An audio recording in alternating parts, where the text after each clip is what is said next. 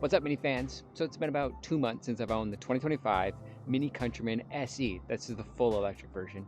And I'm gonna tell you what it's been like. I haven't driven any other ICE-powered Mini since then. I've only driven this one for 2 months to see what that experience is like. So now, let's get into that. I'm gonna share with you my thoughts on this.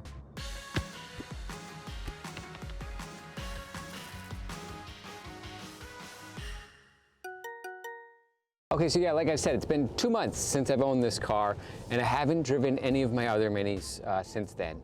And I have a lot of options if you don't know already. But I wanted to see what it was like to live with this car, and also where I am, I usually put away a couple of those cars for the winter anyways. A lot of salt where I'm at, really harsh conditions. They would all need snow tires. I'm not gonna risk the GP, I'm not gonna risk the Classic. So it really leaves just the Countryman and Dodge. They're a little older, so I'm gonna keep those in good running order. So this is the car I'm gonna be driving all winter long. So far, it's been 2 months, so I still have about 3 or 4 months to go before I get some of those other ones on the road. So maybe I'll have an update video for you in the future. Maybe not. We'll have to wait and see.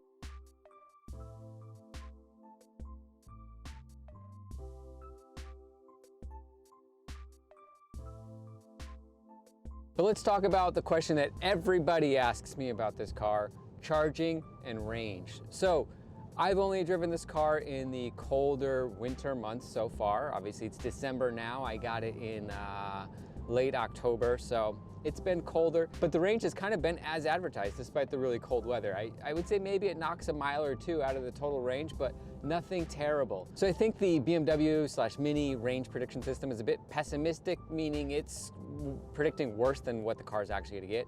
The car's been great. It's getting the range it's supposed to get. I can get it up to 215 on a full charge without using the green modes, which would bump me up a little bit more. And otherwise, I usually just charge it up to 80, which gives me about 140-ish miles per charge. Now, speaking of charging, I don't drive a whole lot at night. I don't drive a whole lot during the week.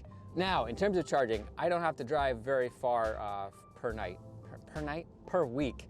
I generally am not putting that many miles in the car. So I can charge at home with a level 1 charger, meaning just plugging it into my 120 volt AC charge and let it trickle charge overnight, and I have no issues with that. Now, depending on your scenario, your mileage may vary, pun intended. You may need to get a level 2 charger if you're putting in more miles and want to get back up to that 80 every time. But for me, this has been working perfectly fine. I can run all my errands, go grab my groceries, do everything I need to do to drive throughout the week and be able to charge it every night without any issues. Now, if I needed to, there's always a fast charger, 2 fast chargers in town. I could go top it off and get it up to where I need it to be, so I'm not worried about it trickle charging, but it hasn't had to happen so far. Now, speaking of DC fast charging, I've only done 1 true road trip, but I've done, I think, 4 or 5 DC fast chargers at this point.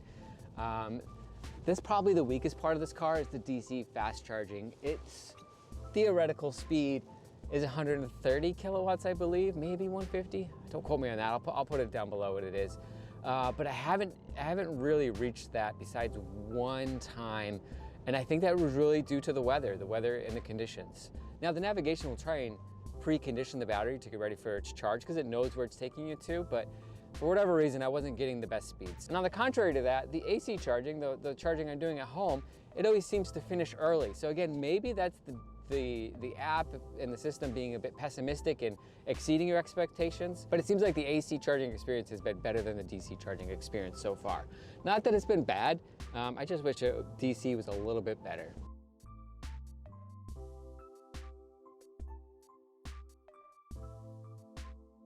Now let's talk about the tech in this car. The tech in this car is a humongous improvement over the previous generations. It's probably my favorite part of the car. First of all, the tech within the car itself, in terms of the cameras and the self-driving aids and the parking assistance and all these fun things, really nice. The experiences are really cool. And then the infotainment system in here is on another level compared to the last generation. It is so good, and it's one of my favorite features. I will say I do love the Android-based operating system on here. It's got a lot of functionality. The UI looks really great. If you're a tech guy like myself that likes to tinker, there's a lot of stuff in here you could play with, a lot of cool apps and stuff like that. But on the contrary, if you're not a tech person and you don't want to tinker around with everything, I think the interface offers you just enough for what you need. It's not gonna be too busy, not too crazy. You see your speed, you see your range, you can quickly get to your heat, you can quickly change your radio. All that happens really easy and seamlessly. So I think it really offers the best of both worlds for both types of people and anybody in between.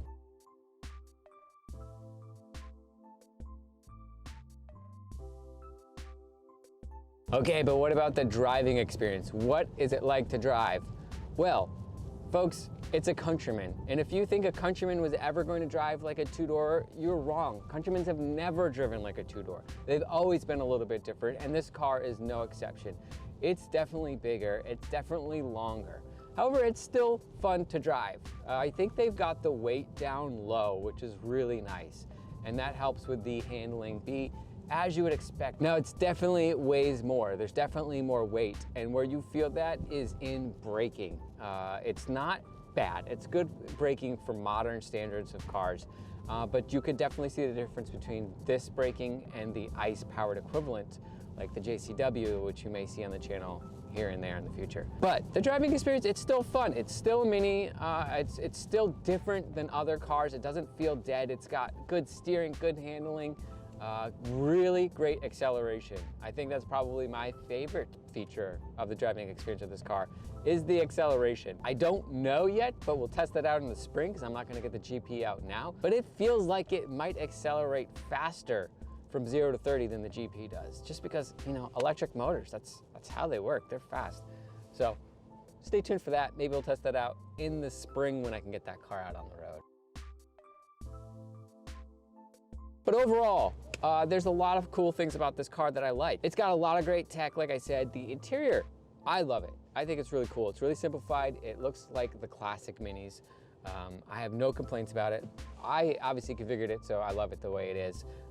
You may like it in a different color. You may not like it at all. That's up to you. That's personal preference. The driving experience is great. The app experience is super nice. The modern amenities that you get in this are what is preventing me from driving the R60, because this car has heated steering wheel, which is not perfect, and there will be a video of the top 10 things I do like about this car and the top 10 things I don't like about this car. So stay tuned for those two videos to come out shortly. But yeah, it's got heated steering wheel, heated seats, great technology. I can connect to it with the app and it actually works, which has never worked in the previous generations of cars.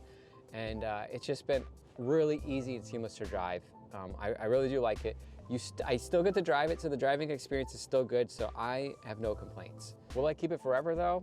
Well, that was never the plan. See, I bought this just to hold me over until the Aceman comes to the States.